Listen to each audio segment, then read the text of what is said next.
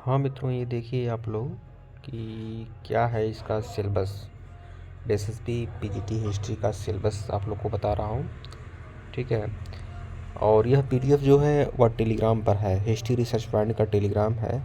Link description में है, आप लोग टेलीग्राम ज्वाइन कर लीजिएगा। जब टेलीग्राम ज्वाइन कर लेंगे तो यह पीडीएफ आपको टेलीग्राम पर मिल जाएगा, ठीक है। तो आइए, हिस्ट्री रिसर्च पॉइंट पर मैं आप लोग को एसएसबी पीजीटी हिस्ट्री का पूरा सिलेबस मैं आपको दिखा रहा हूँ।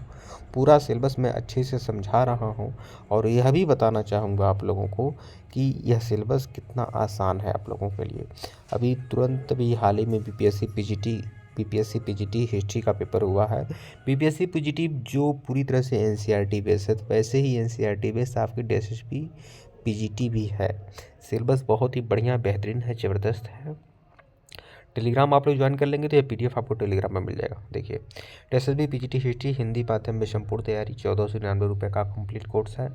इसमें आपको एसएसबी पीजीटी हिस्ट्री की कंप्लीट तैयारी कराई जाएगी। एक बात मैं आश्वस्त आप लोगों को करना चाहूँगा, बहुत सारे लोग क्रमागत बहुत सारी भर्तियों की परीक्षा की तैयारी कर रहे हैं, तो बीपीएससी टीआरई 3.0 आप लोग की तैयारी कराई जाएगी।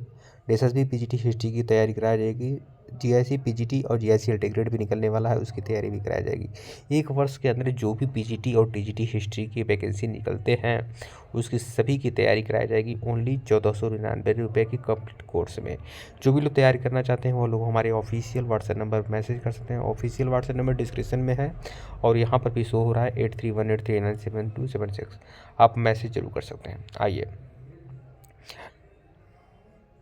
यह पीडीएफ आपको टेलीग्राम में मिल जाएगा, टेलीग्राम बिल्कुल ज्वाइन कर लीजिएगा। आइए शुरुआत करते हैं एसएसबी पीजीटी हिस्ट्री का पूरा सिलेबस।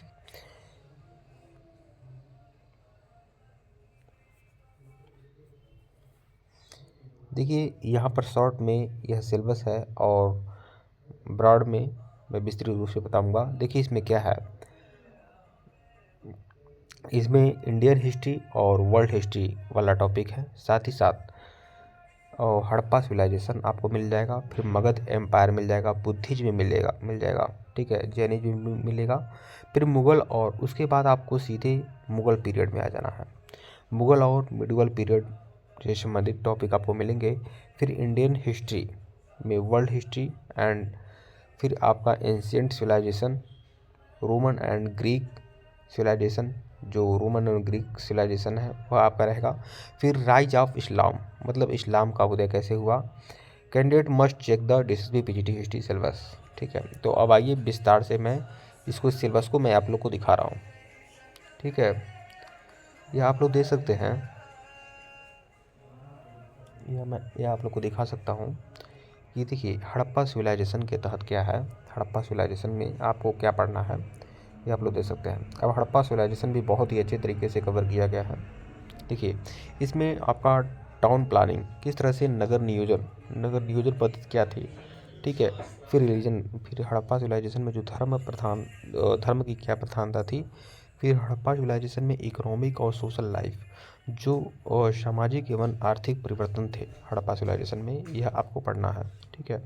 फिर स्क्रिप्ट राइटिंग, हड़प्पा सिविलाइजेशन में जो आपका स्क्रिप्ट राइटिंग है, लेखन कला कैसी थी, तो ये आप सबको पढ़ना है। मतलब हड़प्पा सिविलाइजेशन के अंतर्गत भी ये सब सारा 4-5 टॉपिक है, आपको अच्छे से देखना है।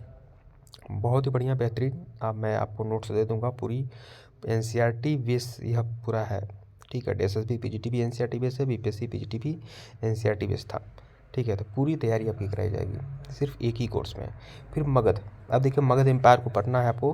तो rise of Magadh in the relation of the 16 महाजनपद, तो ये 16 महाजनपद है, इसके बारे में आपको पढ़ना है। और फिर मगध साम्राज्य का विकास कैसे हुआ, इसके बारे में आपको पढ़ना है। पूरा बेहतरीन, ज़बरदस्त, लगभग 3000 टेस्ट सीरीज, 3000 क्वेश्चन की टेस्ट सीरीज आप लोग को मिलेगी फुल एक्सप्लेनेशन के साथ। पूरे हैंड रिटेन नोट्स मिलेंगे, कंप्यूटराइज नोट्स मिलेंगे, पीपीटी मिलेगी, और आपकी तैयारी बहुत ही बढ़िया बेजोड़ धाकड़ ढंग से होगी, ठीक है। फिर देखिए, rise of heterodox sects with special reference of the Buddhism और जैनिज्म।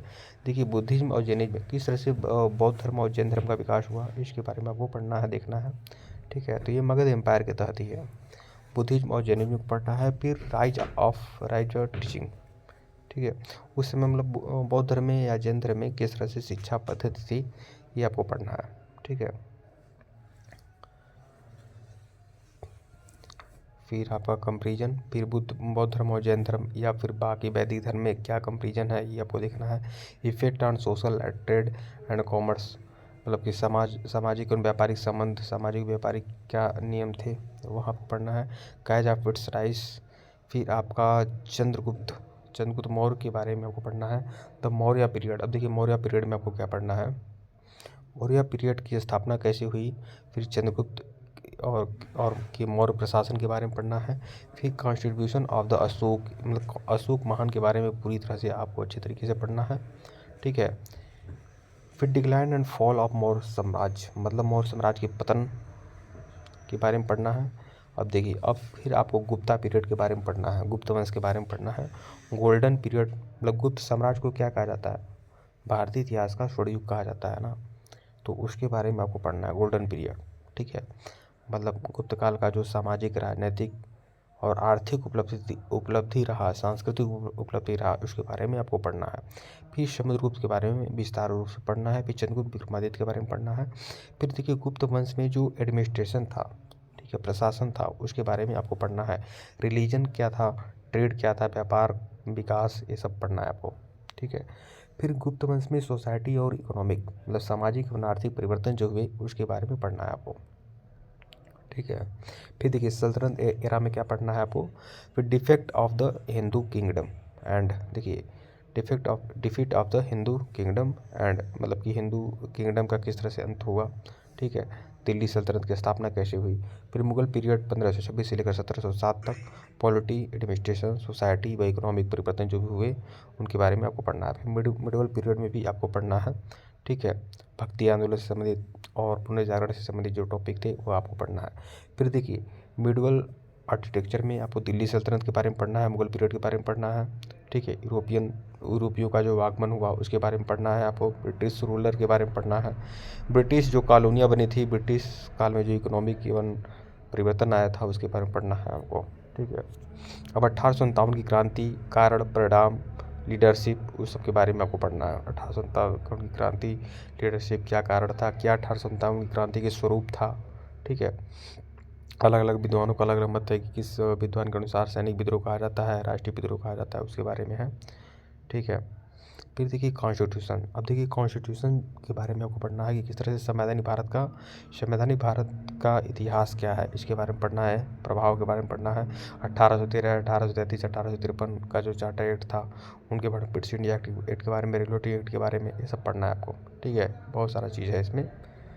ठीक है। और फिर मिसलेनियस के तहत बाकी जो चीज़ें हैं वो पढ़नी है। इंडियन फ्रीडम मूवमेंट, भारतीय राष्ट्रीय आंदोलन 1885 से लेकर 1947 तक। फिर देखिए, फिर आपको यह आपका मेसोपोटामिया, देखिए मेसोपोटामिया के बारे में पढ़ना है आपको। अर्बनाइजेशन, स्क्रिप्ट, ट्रेड, कैलेंडर, ये सब मेसोपोटामिया की सभ्यता की देन है, इसके बारे में आपको पढ़ना है। फिर रोमन और ग्रीक एम्पायर आपको पढ़ना है। ठीक है। ये पूरी तरह से एनसीईआरटी के ही चैप्टर्स हैं। ठीक है। ये सब पढ़ना है आपको। राइज ऑफ इस्लाम का उदय कैसे हुआ। ठीक है। इसके बारे में पढ़ना है आपको। नोमैडिक पीपल ऑफ सेंट्रल, देखिए मंगोलियन साम्राज्य के बारे में, एनसीईआरटी का चैप्टर है। Dark age feudalism in Europe. ठीक है। सामंतवाद से संबंधित यह आपका टॉपिक है, ये सब पढ़ना है आपको। ठीक है। ये आपका रेनेसां जो पुनर्जागरण, यूरोप में पुनर्जागरण हुआ, इससे संबंधित है। फिर कैपिटलिज्म और ये सब पढ़ना है आपको। ठीक है। ये आप लोग देख सकते हैं। चाइना और जापान का जो वार था, इसके बारे में पढ़ना है। तो कुल मिलाकर देख लीजिए, ये पूरी तरह से एनसीईआरटी का चैप्टर है। पूरी तरह से पूरा अच्छे तरीके से आपको सारे नोट्स कराए जाएंगे, सारा मटेरियल दिया जाएगा। जो भी लोग ज्वाइन करना चाहते हैं कोर्स, वो लोग हमारे ऑफिशियल व्हाट्सएप नंबर मैसेज कर सकते हैं। ऑफिशियल व्हाट्सएप नंबर डिस्क्रिप्शन में भी है, यहाँ पर भी शो हो रहा है, आप लोग मैसेज कर सकते हैं। और ये जो PDF है, यह टेलीग्राम पर उपलब्ध है। टेलीग्राम ज्वाइन कर लेंगे, ये PDF आपको टेलीग्राम में मिल जाएगा। DSSB PGT हिस्ट्री का पूरा सिलेबस का PDF आपको टेलीग्राम पर मिल जाएगा। आप सभी लोग ज्वाइन कर सकते हैं। धन्यवाद आप लोग को, बिल्कुल ज्वाइन कर लीजिए। और बहुत जल्दी इसकी टेस्ट सीरीज भी चलेगी और पूरा मटेरियल आप लोग को दिया जाएगा। BPSC PGT और DSSB PGT पूरी तरह से एनसीईआरटी वैसी है। ठीक है। ज़्यादा फर्क नहीं है सिलेबस में। सिलेबस तो देखिए BPSC ने तो पहले साफ कर दिया कि वह पूरी तरह से एनसीईआरटी बेस रहेगा। और BPSC ने कभी सिलेबस जारी ही नहीं किया। उसने यह कहा कि एनसीईआरटी का जो भी कुछ है क्लास 11 और 12 का, वही हमारा सिलेबस है। और दिल्ली पीजीटी ने तो बाकायदे सिलेबस ही जारी किया है, और वह भी पूरा एनसीईआरटी के चैप्टर को ही सिलेबस बनाया गया है इसमें। ठीक है मित्रों, धन्यवाद आप लोग को। टेलीग्राम बिल्कुल ज्वाइन करिएगा, लिंक डिस्क्रिप्शन में दिया गया है। धन्यवाद।